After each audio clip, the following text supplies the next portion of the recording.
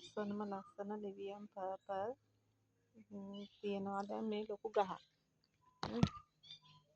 ලොකු ශාකයක් තියෙනවා. ඒකේ පැල තියෙනවා. ඕන කෙනෙකුට ඉන්නම් පැල බලන්න හොඳ පැල. මල් ආසන්න පැල තියෙන්නේ මේ.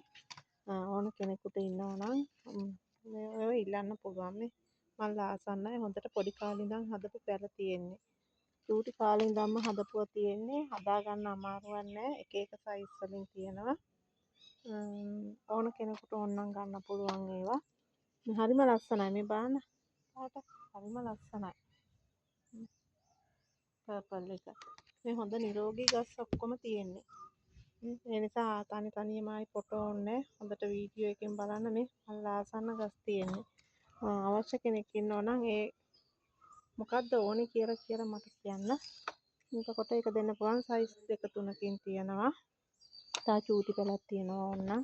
ඒ එක්කම තියෙනවා තව ගොඩාක් වටින එරගම පෑෂය. එකක් පෙන්නන්නම්කෝ දැන්. එකක් ඕන පෙන්නන්නම් දැන්.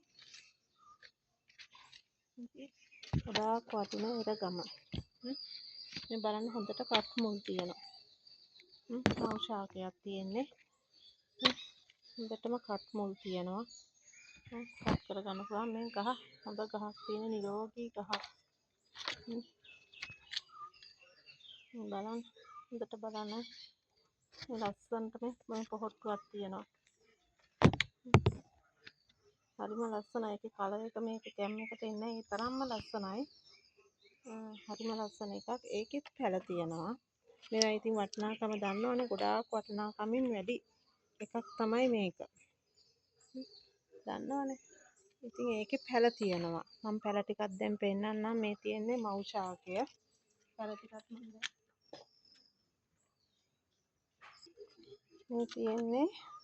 මේ තියෙන්නේ එරාගමගේ පැල. හොඳ නිරෝගී පැල. පොඩි කාලේ ඉඳන් හොඳට හදලා ඕන කෙනෙක් ඉන්නවා නම් ඉල්ලන්න. මම මේ පැලයක් 15000ට දෙන්න පුළුවන්. අපි ගන්නකොට නම් ඉතින් ලොකු ගාණක් මේ වගේ එකක්. දැන් නම් ඉතින් මේ 15ට දෙන්න පුළුවන්. මේක 18කට විතර දෙන්න පුළුවන්.